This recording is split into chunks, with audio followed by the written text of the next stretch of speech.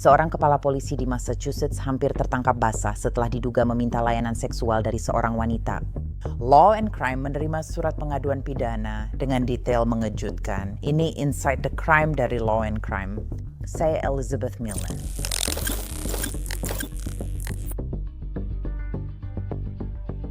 Kasus ini terungkap minggu lalu saat kepala polisi tertangkap di parkiran sekolah setempat. Namun, seperti biasa, ada banyak hal di balik cerita ini. Michael Ali Bozak adalah kepala polisi Departemen Kepolisian Cheshire sejak Juni 2022. Karirnya kini terancam. Berikut penjelasan polisi tentang kejadian ini. Pada 6 November lalu, seorang wanita memasang iklan online. Kita tidak tahu di situs web mana iklan itu dipasang karena ini bagian dari operasi penyamaran. Seorang undercover yaitu polisi yang menyamar dengan sengaja memasang iklan di situs khusus pendamping independen, agensi, dan penyedia layanan dewasa lain. Petugas menyamar memakai aplikasi Kolyo untuk membuat nomor palsu agar bisa menghubungi calon pelaku. Namun, penegak hukum juga memanfaatkannya untuk menghubungi korban. Dalam kasus ini, petugas menyamar justru mendapat pesan dari pria yang diduga kepala Ali Bozak yang menurut polisi sudah menunjukkan niatnya dengan jelas. Pesan itu masuk sebelum pukul 9 malam 6 November. Surat dakwaan menyatakan pesan-pesan itu dari Michael. Pesan-pesan yang disamarkan berasal dari wanita yang menurut polisi, Michael sama sekali tidak tahu bahwa dia adalah seorang petugas yang menyamar. Isi pesan mereka menurut dokumen polisi. Michael, kamu bebas untuk panggilan keluar, petugas menyamar. Ya, Michael, mau ke Adams, petugas menyamar. Di mana di Adams? Michael, East Road, perbatasan Adams, Cheshire. Petugas yang menyamar, bisa datang agak ke selatan? Michael, aku sebenarnya tidak ingin keluar. Tidak apa-apa jika kamu tidak mau ke sini. Putriku akan pulang sekitar jam 10:30, jadi harus cepat. Petugas yang menyamar, aku kurang suka pergi ke rumah orang asing begitu saja. Hahaha, nggak bermaksud menyinggung. Mau ketemu di jalan atau kencan di mobil, Michael. Kalau cepat, bisa ketemu di Husak. Kamu bisa datang ke rumahku, tapi harus pergi sebelum putriku pulang. Rumahku sekitar 1 mil dari sekolah. Petugas penyamaran, oke aku bisa lakukan itu. Layanan apa yang kamu inginkan supaya aku bisa kasih harganya? Layanan apa yang kamu inginkan? Husak tidak jauh dari tempatku sama sekali. Michael, cuma setengah jam. Atau ingin lebih spesifik? Petugas penyamaran, harga juga tergantung detailnya. Michael, ketemu di tempat parkir lapangan sepak bola. Kamu bukan polisi kan? Petugas penyamaran, tentu saja tidak. Aku nggak mau ambil risiko kena masalah. Aku sedang dalam perjalanan. Kamu polisi? Oke, kamu dari mana? Aku akan ketemu kamu di sana. Tentu saja tidak. Petugas penyamaran, garis Pittsfield, Lanesboro. Tunggu, kamu belum bilang mau apa. Michael, aku mau menundukkanmu dan ML sama kamu, petugas penyamaran. Oke, aku akan ketemu kamu 15 menit lagi. Kamu pakai mobil apa? Aku nyetir RAV4. Michael, Toyota pickup hitam, seberapa jauh kamu? Petugas penyamaran, 10 menit lagi. Michael, oke, aku baru sampai. Yakin nggak mau ketemu di rumahku? 2 menit dari sini. Petugas penyamaran, oke, hampir sampai. Pesan terakhir Michael ke wanita itu diduga dikirim pukul 21.43 6 November. Sekitar pukul 9.45, petugas tiba di sekolah dengan mobil tanpa tanda. Saat penyelidik melintasi parkiran, Toyota Tacoma hitam mendekat. Petugas meminta Michael keluar dari mobil dan langsung memborgolnya, menurut pengaduan. Kali ini Michael berada di sisi yang berlawanan dari hak-hak Miranda. Alih-alih membacakannya, hak-hak itu justru dibacakan kepadanya. Michael menyatakan semua ini hanya kesalahpahaman. Dia mengaku pada petugas awalnya mengunjungi situs itu untuk membantu para gadis keluar dari jalanan. Dia mengklaim bahwa dia bertemu dengan para wanita itu, berbicara dengan mereka, bahkan membawakan mereka makanan dan berusaha menasihati mereka. Dia mengaku telah melakukan hal ini dengan sekitar 4 atau 5 wanita di masa lalu. Dia mengklaim pertemuan itu tidak bersifat seksual, tujuannya adalah untuk membimbing mereka ke jalan yang benar. Menurut dokumen pengadilan, kepala polisi mengaku menemukan situs escort itu setahun lalu. Dia bertemu wanita Rusia dari Pittsfield dan wanita lain dari Lenox. Beberapa wanita belum kembali ke situs itu sejak saat itu. Dia berharap mereka baik-baik saja. Michael diduga bilang ke petugas bahwa para wanita itu pasti mendukung ceritanya, tapi ada masalah. Tidak ada cara menghubungi mereka. Michael Ali Bozak tercatat sudah menikah dan punya 2 anak. Jardias salah satu dari mereka dipesan teks, tapi bilang pada petugas istrinya tak setuju jika dia bertemu para wanita itu. Ya, saat dia ditangkap malam itu, istrinya sedang di Boston untuk pelatihan kerja. Saat petugas menggeledah mobil Michael, mereka menemukan lebih dari $500 tunai. Para penyelidik percaya mereka sudah memiliki cukup bukti untuk melakukan penangkapan, dan mereka melakukannya. Michael didakwa meminta layanan seksual berbayar. Setelah ditangkap, dia dibebas tugaskan dan cuti administratif. Aksesnya ke kantor polisi dan senjata api yang dikeluarkan oleh polisi disita. Kota Cheshire harus menggelar rapat darurat menunjuk kepala polisi sementara, lalu melaporkan masalah ini ke Komisi Pos Massachusetts. Jima sedang mengajak Finan dan mengaku tidak bersalah. Pengacaranya mengatakan, ke NBC Boston akan mengajukan pembelaan agresif untuk membantah tuduhan. Tim pembela dan penyelidik kami sedang menindaklanjuti informasi yang menurut saya sangat membantu pembelaannya dan mungkin membebaskannya dari tuduhan. Dia warga negara baik, sangat disayangkan tuduhan ini. Saya paham jaksa wilayah dan polisi negara bagian punya tugas masing-masing. Kami juga akan membela dia secara agresif. Kami memiliki pembelaan yang layak dan sangat kuat yang akan kami ajukan. Ini saya bersama pengacara pembela kriminal Will Corman. Terima kasih to Will sudah hadir hari ini. Saya rasa jelas pejabat akan menempatkan Michael Alibozak dalam cuti administratif. Namun saat membaca pengaduan pidana itu, saya cukup terkejut. Thursman saat dia bertanya kepada wanita yang ternyata adalah petugas yang menyamar, apakah dia penegak hukum? Apa yang paling menonjol menurutmu saat membaca pengaduan pidananya? Ya, saya rasa hal paling mengkhawatirkan dari kasus ini adalah adanya dua sisi. Pertama, dia terus membicarakan fakta bahwa petugas yang menyamar itu harus sudah pergi sebelum putrinya pulang ke rumah. Dan menurut saya itu sangat mengkhawatirkan. Di sini kita punya seorang pria yang merupakan kepala polisi di sebuah kota dan dia membawa pulang seseorang yang dia kira adalah pekerja seks ke rumahnya sendiri dengan sadar bahwa putrinya bisa saja pulang kapan saja.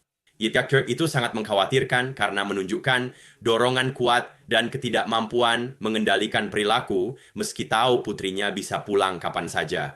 Ia menulis di obrolan agar pergi sebelum 10:30 karena putrinya akan pulang dan mengulanginya 2 atau 3 kali. Ya, sangat mengejutkan hanya dengan membaca semua pesan itu. Dan menurutku ketika mereka akhirnya sepakat untuk bertemu di tempat parkir sekolah menengah pertama atau sekolah menengah atas.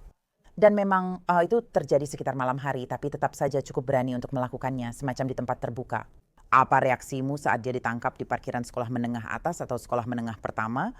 Ya, sekali lagi, menurutku itu menunjukkan adanya dorongan kuat. Maksudku, dia bukan orang asing di komunitas itu, dan di sini dia rela mengendarai mobilnya sendiri ke tempat umum yang bisa diakses oleh berbagai macam orang.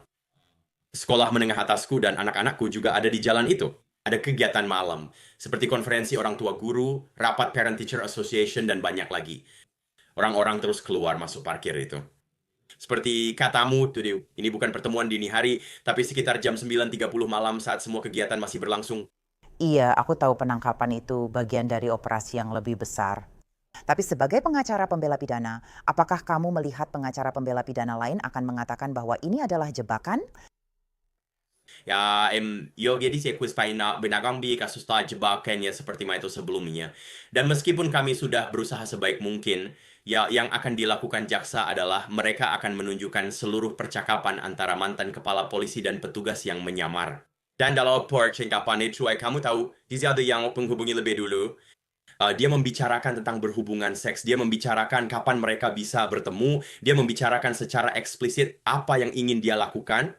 Sekarang menuduh itu jebakan, sulit dilakukan. Itu jalan yang sulit untuk dilalui. Dan saya percaya itu tidak sadar.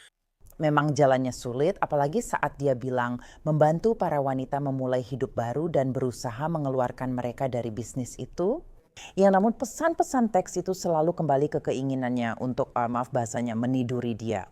Maksudku, apa reaksimu terhadap perubahan ceritanya begitu dia benar-benar ketahuan? Maksudku, setiap kali kita melihat kasus seperti menangkap predator atau hal semacam itu, alasan yang paling sering kita dengar sebagai publik adalah, ya saya sebenarnya tidak akan berhubungan seks dengan orang ini, saya bertemu dengan mereka untuk memberitahu betapa berbahayanya jika saya seorang psikopat atau jika saya seorang pembunuh. Kita sering mendengar itu, tapi itu tidak pernah benar. Jika pria ini benar-benar, kau tahu, membantu beberapa wanita untuk berubah menjadi lebih baik, itu luar biasa. Sepertinya memang bukan itu yang terjadi di sini. Ya, dan aku tahu kita sempat membicarakan tentang dia di pesan teks, membahas tentang putrinya yang pulang ke rumah, tapi menurutku satu hal besar yang sangat menonjol bagiku adalah saat dia memberitahu petugas lain yang menangkapnya bahwa istrinya tidak akan menyetujui hal itu. Padahal dia masih berpegang pada cerita bahwa dia hanya membantu para wanita ini. Tapi menurutmu bagaimana tentang hal itu? Dia seharusnya pria keluarga dan kepala polisi tapi tertangkap melakukan hal seperti ini. Iya, jelas aku tidak mengenal seorang itu secara pribadi. Aku tidak tahu apa yang sedang dia alami, tapi yang bisa aku katakan adalah seperti ini. Dalam praktikku sebagai pengacara pembela pidana dan mantan jaksa, aku benar-benar melihat semua lapisan masyarakat. Kamu pernah lihat semua jenis individu yang didakwa dengan pelanggaran seperti ini. Mulai dari pengacara sampai kamu tahu, tukang daging, tukang roti, pembuat lilin. Maksudku memang benar-benar bisa siapa saja dan semua orang. Aku tahu sih dari laporan polisi bahwa saat digeledah, petugas menemukan dia membawa uang tunai lebih dari $500. Aku membayangkan seorang pengacara pembela akan mengatakan bahwa uang itu untuk penggunaan pribadi. Tapi aku juga membayangkan jaksa akan mengatakan ini adalah bukti bahwa dia berencana membayar untuk seks. Tapi menurutmu bagaimana dari kedua sisi spektrum itu? Itu memang punya uang, tapi tidak terlalu aneh sampai orang tak bisa jelaskan kenapa punya $5.000 di saku mereka pada jam 9.30 malam di malam sekolah.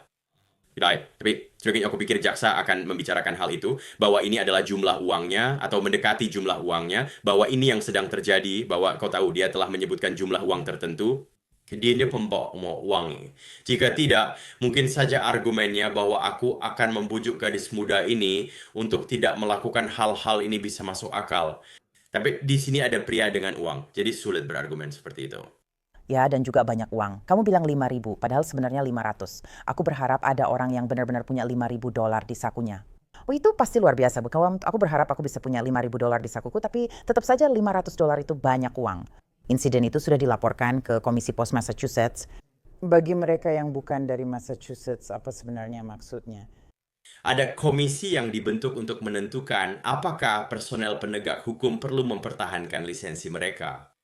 Dan setiap kali penegak hukum ditangkap, bahkan belum tentu divonis bersalah tapi hanya ditangkap, hal itu harus dilaporkan ke komisi tersebut agar mereka bisa memutuskan tindakan apa jika ada yang ingin mereka ambil terhadap lisensi individu tersebut. Jadi ini semacam urusan internal, tapi khusus untuk negara bagian, seperti itu. Betul. Yang ini sudah khusus Pak untuk urusan yang internal, bukan per departemen. Tapi berlaku untuk seluruh negara bagian. Mengerti. Dan apakah kamu melihat kemungkinan dia bisa tetap mempertahankan pekerjaannya setelah penangkapan ini? Ya kita naik tapan cuti administratif, dia harus menyerahkan senjata yang diberikan oleh kota semuanya itu. Tapi apakah kamu melihat kemungkinan dia masih bisa tetap di posisinya setelah mungkin semua ini diselesaikan di pengadilan? Menurut saya sangat sulit ketika anggota penegak hukum ditangkap karena kejahatan apapun, tidak peduli apa kejahatannya. Kita berharap penegak hukum punya wibawa dan profesionalisme tertentu. Setelah seseorang ditangkap, meski kadang ada pengecualian, jadi menurut saya kok, jika seseorang sudah harus ditangkap karena berusaha tertentu, dia akan ikan sulit baginya kembali bekerja. Menurut Detemino, apa dampak hal ini pada kepercayaan masyarakat terhadap petugas yang melindungi dan melayani mereka? Dan yang kemudian kamu tahu, kamu melihat ini di berita, bahwa dia tertangkap karena diduga meminta layanan seks dengan imbalan uang. Bagaimana menurutmu reaksi masyarakat atas penangkapan ini?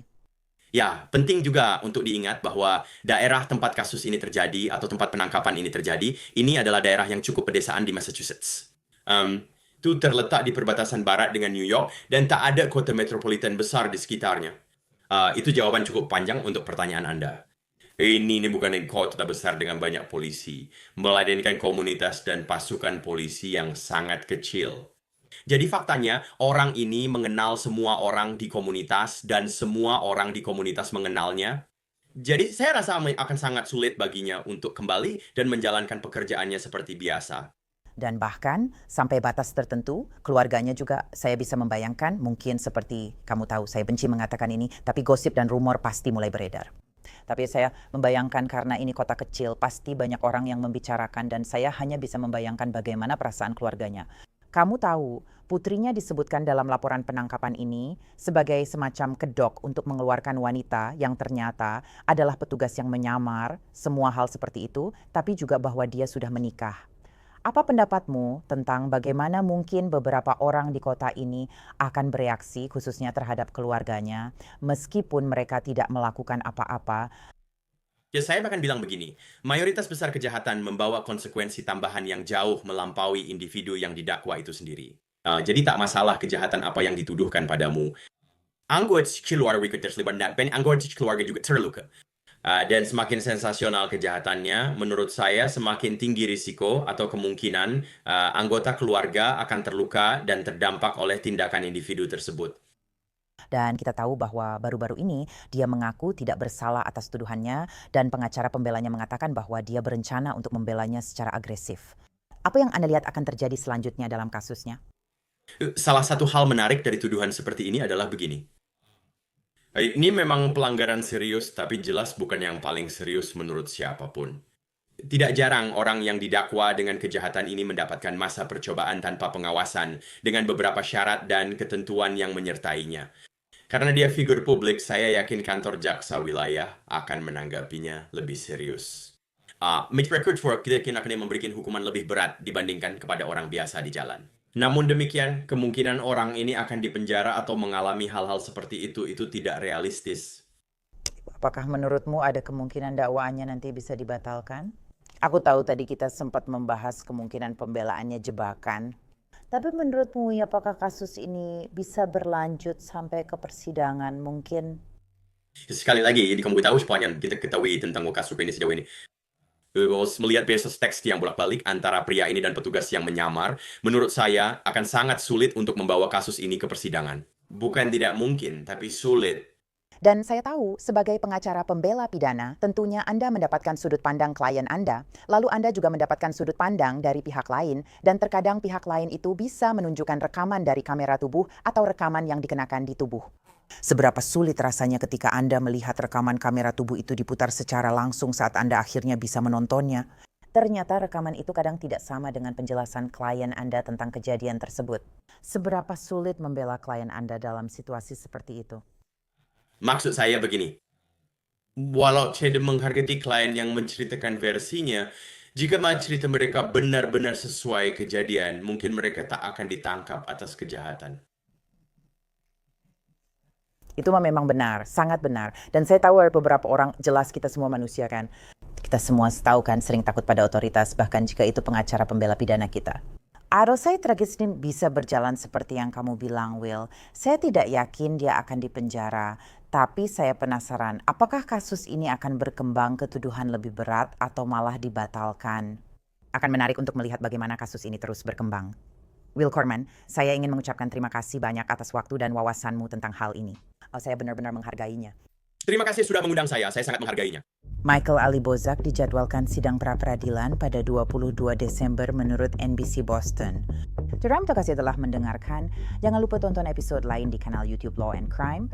Saya Elizabeth Milner, dan inilah Inside the Crime.